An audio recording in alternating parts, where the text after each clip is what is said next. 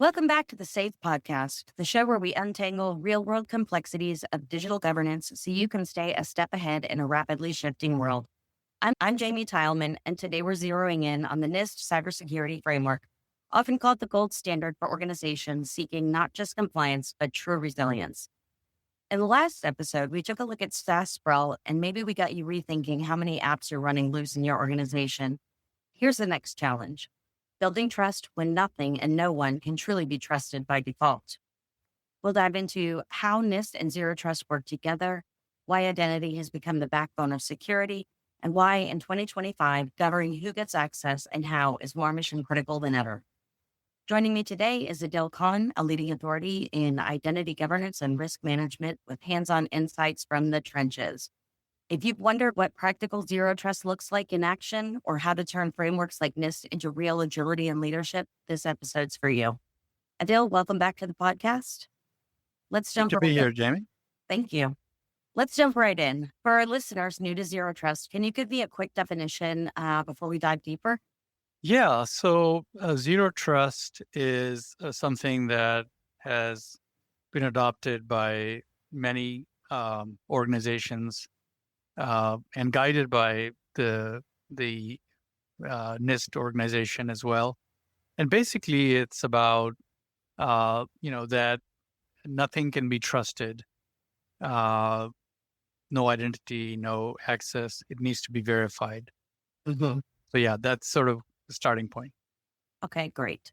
Now that we're on a level playing field, can you walk us through what makes the NIST Cybersecurity Framework such a strong foundation for modern security programs? And why are so many organizations turning to it right now? Yeah, so great question to kick us off here. Something we've been at SafePodcast doing, monitoring and working with for many, many years now, and helping our clients adopt this improved security model for a long time now. Basically, the NIST framework, the way we interpret that, is really a foundational element of today's security program because it's flexible, it has broad applications, and it's a risk-based approach. Mm-hmm. So developed by the National Institute of Standards and Technology, it has really emerged as a response to this rapidly evolving threat landscape, particularly after high-profile cyber incidents around, I think, around 2013 or so. Yeah. Unlike the other rigid checklists that have floated around for a long time, what I like about and what our customers like about NIST CSF framework is that it really adapts to the organization based on size, industry, and their maturity level. So it's not one size fits all. And so it enables you to really structure your cybersecurity program around your unique risk profile, balancing the regulatory demands, operational realities and constraints, and obviously the evolving threats that you're experiencing as an organization. So the framework has basically 5 core components. We identify, protect, detect, respond, and recover to cybersecurity risks. So this is sort of a life cycle approach that ensures organizations can inventory assets and associate risk with it, implement controls that are considered good practices by the industry, and players like ourselves that provide that guidance. And it helps you swiftly detect incidents by adopting these best practices, and ultimately helps you restore your operations as a result of detecting those instances much more quicker, and therefore makes you more resilient. Yeah. Yeah, exactly. So as the number of these identities are growing, right, that's one of the things that keeps up at night is that, we used to, when we started in this business decades ago, it was about mostly humans. We saw some interfaces coming in, APIs coming in the early days. And now it's about machine learning and machine identities. And that's growing rapidly along with trends like cloud and IoTs. So what we like about this framework, the cybersecurity framework, that NIST has outlined for us, it provides us the tools to systematically mitigate identity-related and really create a culture that fosters a security first approach. And ultimately, organizations find that NIST CSF helps embed security into your everyday operations, empowering teams to be more vigilant and therefore resilient as we face these emerging security challenges. This adaptability, combined with the focus on continuous improvement and governance, elevates it above the one-size-fits-all compliance frameworks that I just mentioned before. So that's in a nutshell how we see it. Right. And so with all of these identities that are, creeping up on us with, like you said, with IoT, with APIs, how do zero trust principles fit into the NIST framework, and how can organizations put them into place? Yeah, again, a good point. So basically, as you said, and we talked about these identities popping up. So zero trust has really become a gold standard for cybersecurity.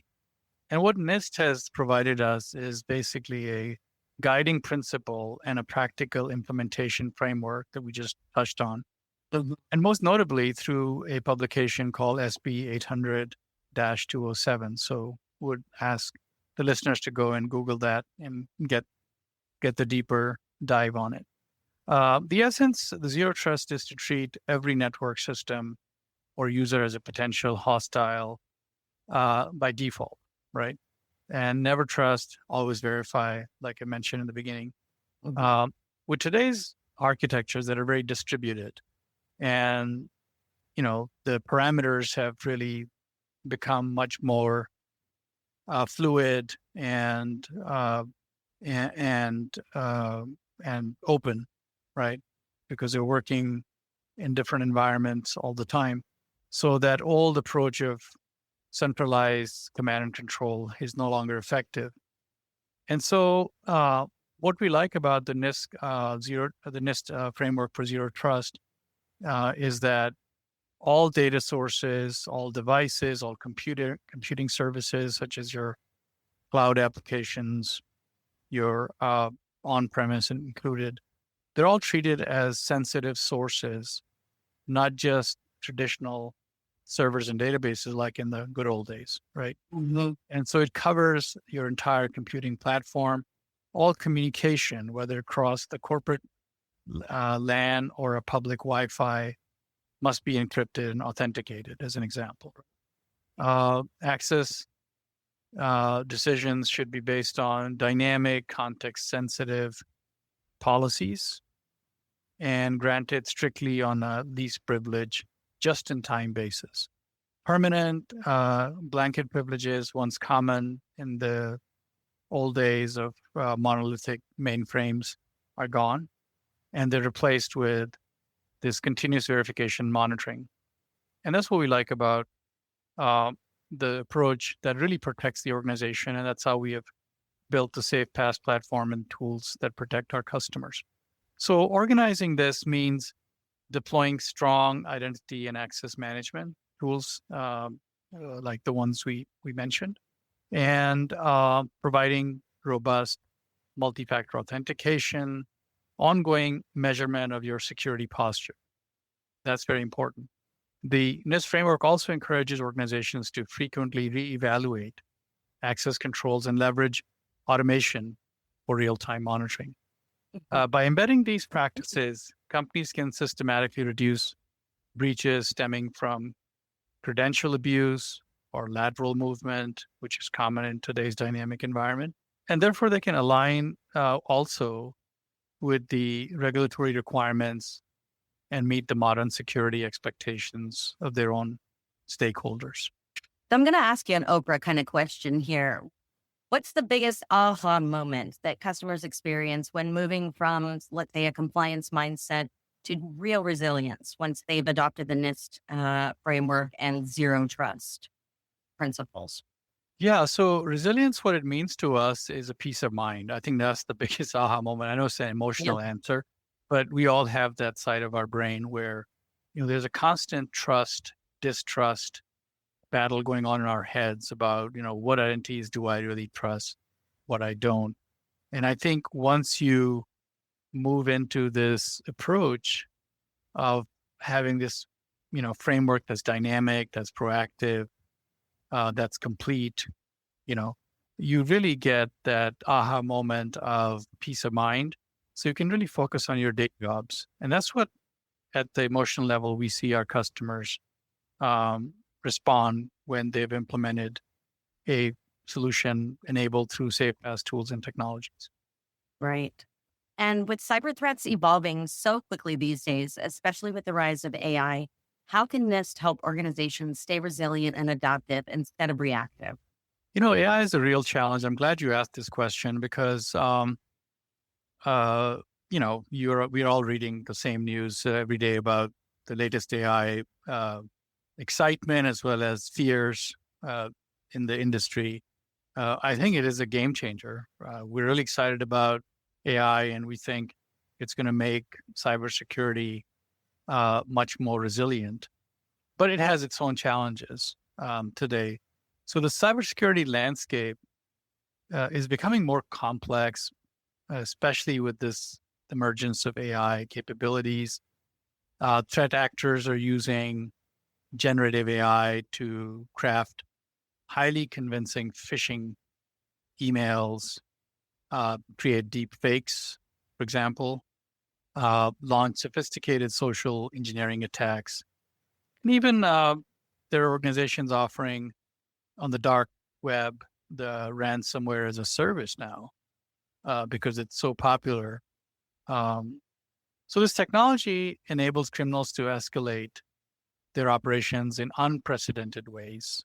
So NIST has recognized this and come to respond to it by evolving its own framework that has AI-specific risks now.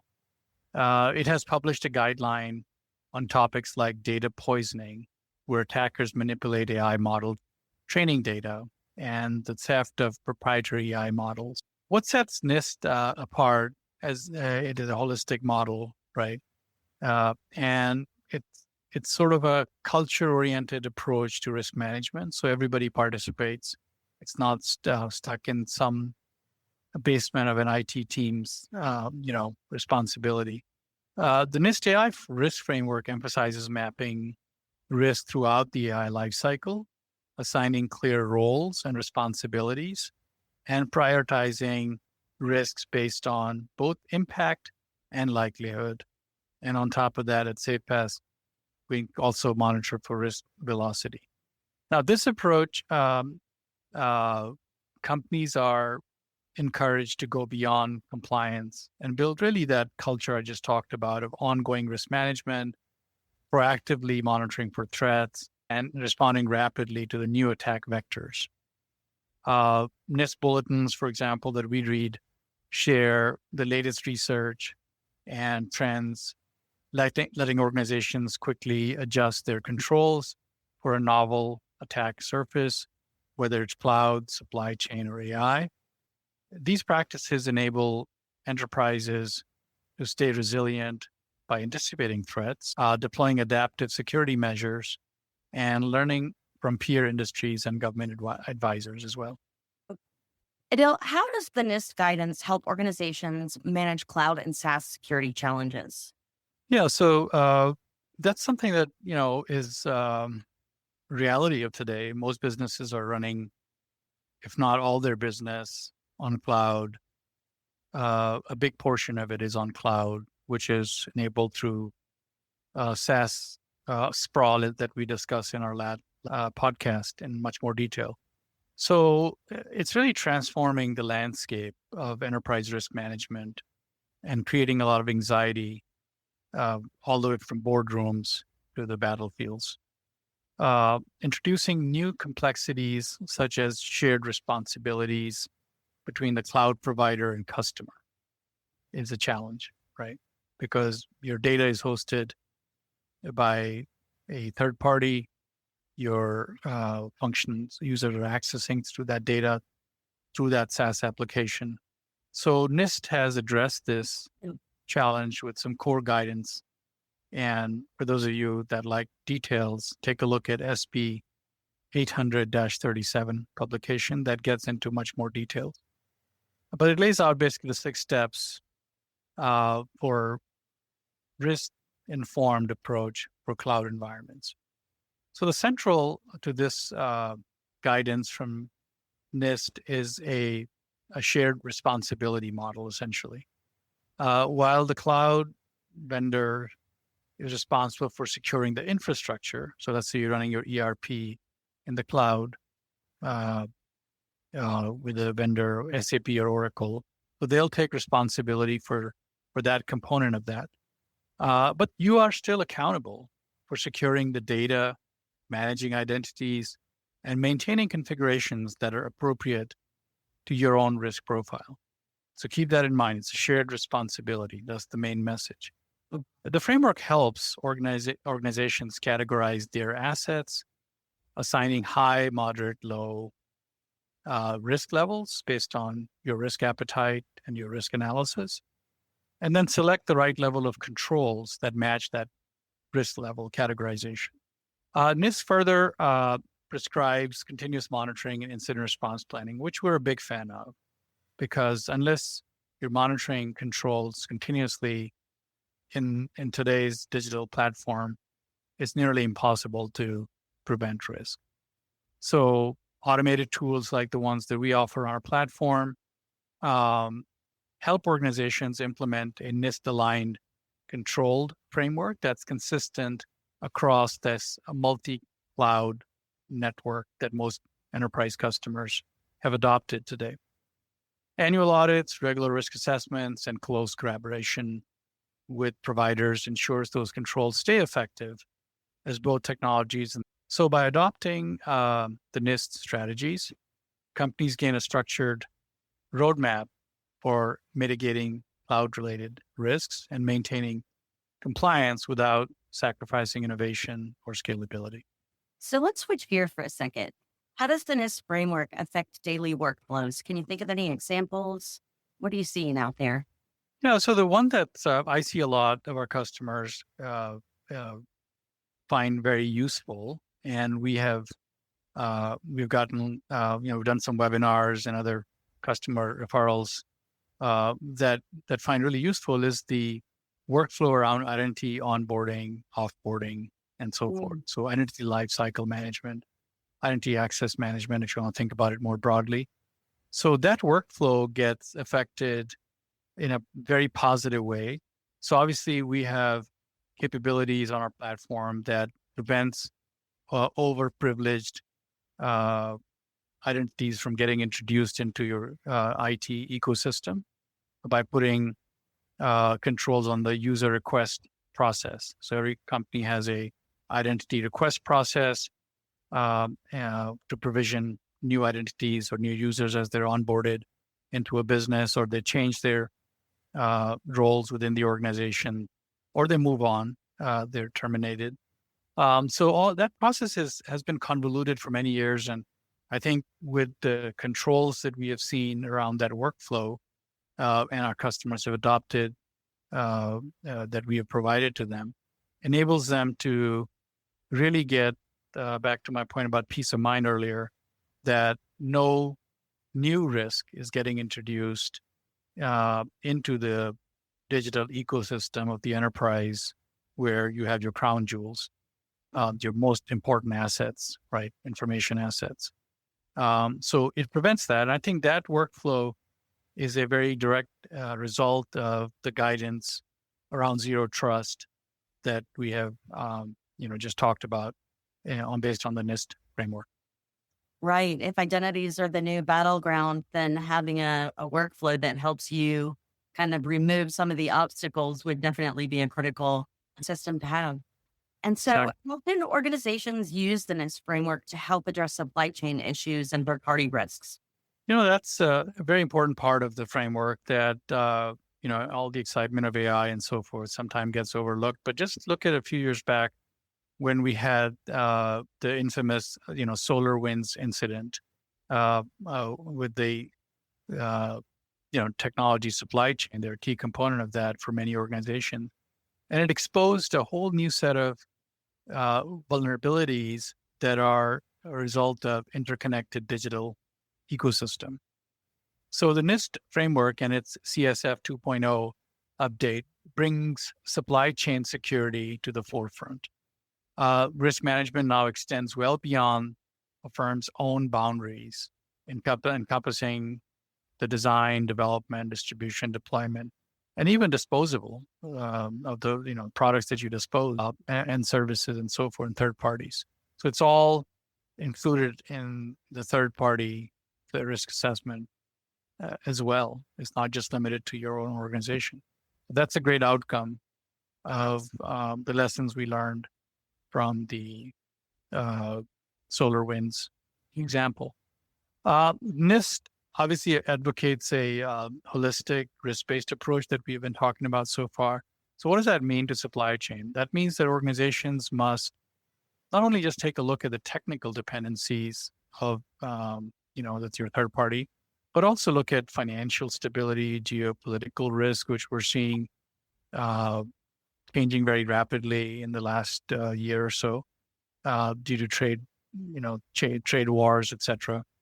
And then, have incident response capabilities within your supply chain, right?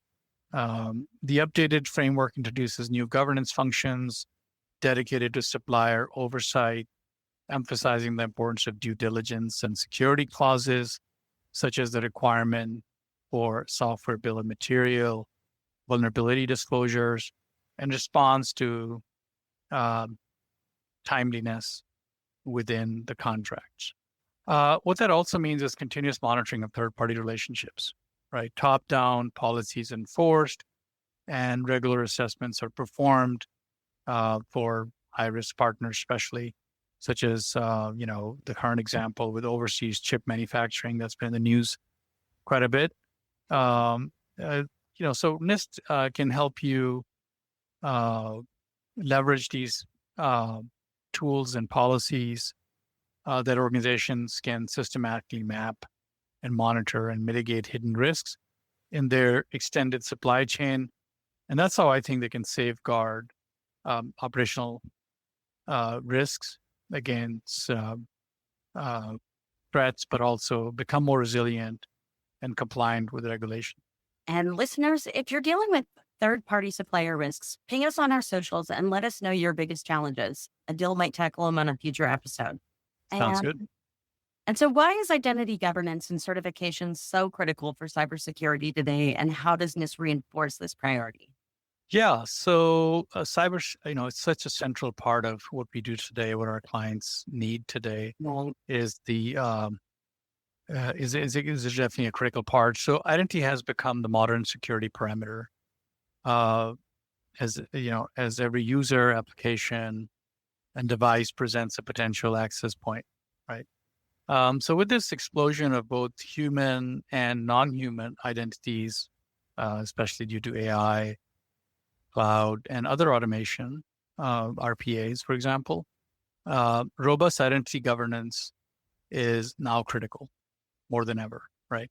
So effective governance, what it means today is more than just assigning credentials. It requires really a continuous oversight of privileges, who has access to what, when, and why, right? Those are the questions we must answer in today's digital landscape. NIST explicitly embeds these principles, especially the principle of least privilege, a regular certification as part of the zero trust into its framework. And we talked about the framework earlier.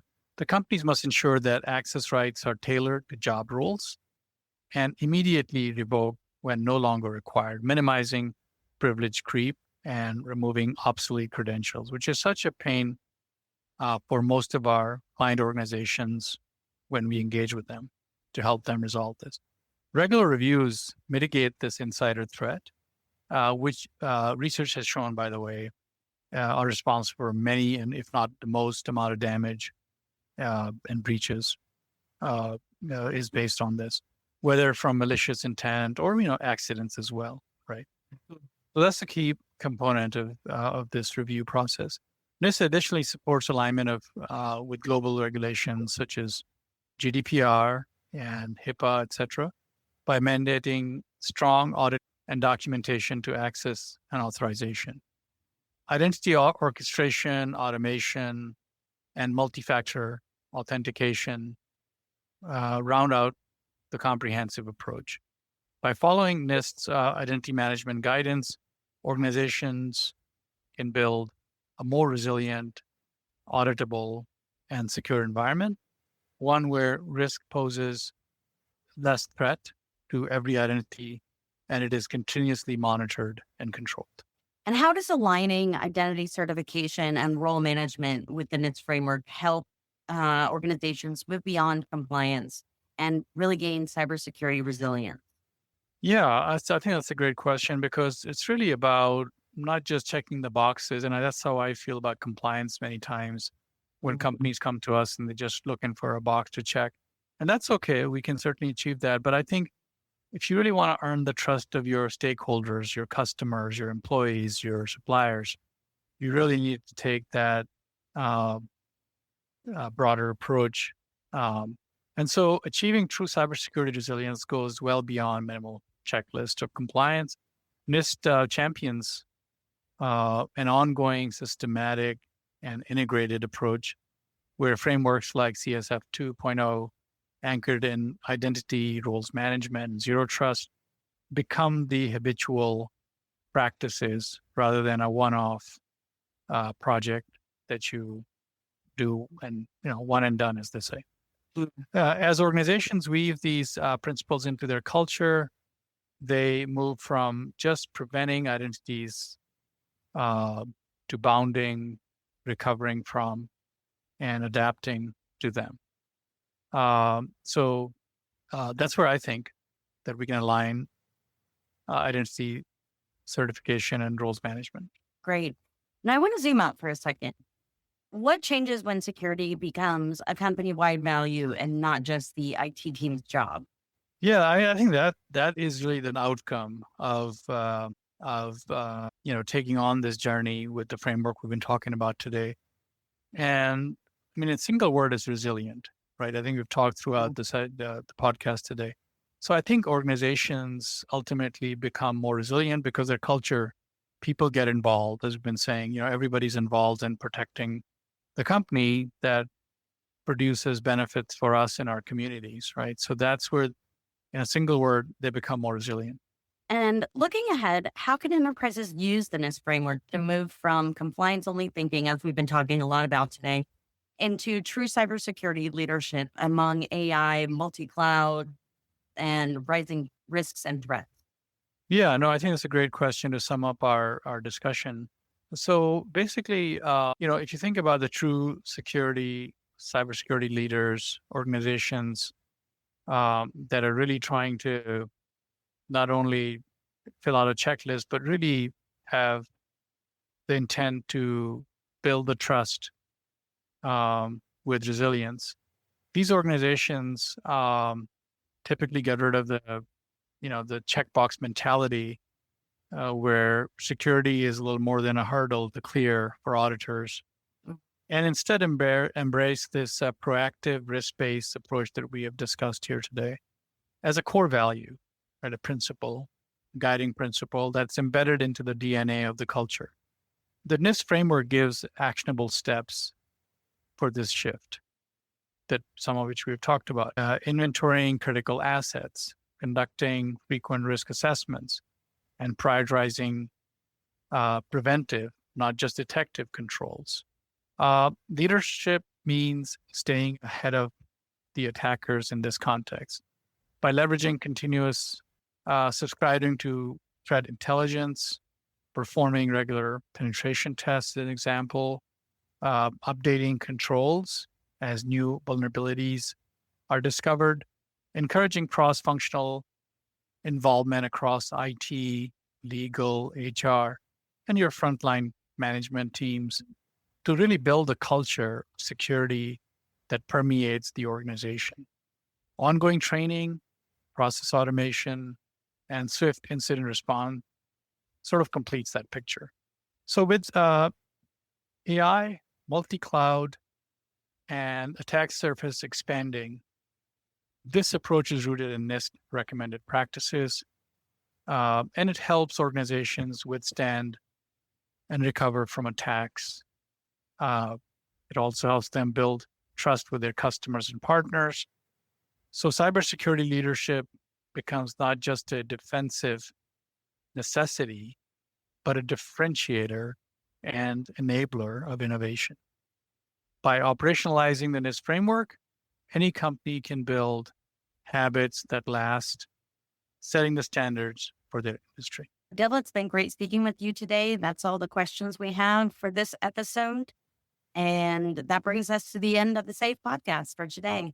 We talked about why the NIST framework isn't just another compliance exercise, but a living, breathing model for cybersecurity leadership, especially when you pair it with zero trust and solid identity governance. If you remember one thing, make it this: cyber resilience is never set it and forget it.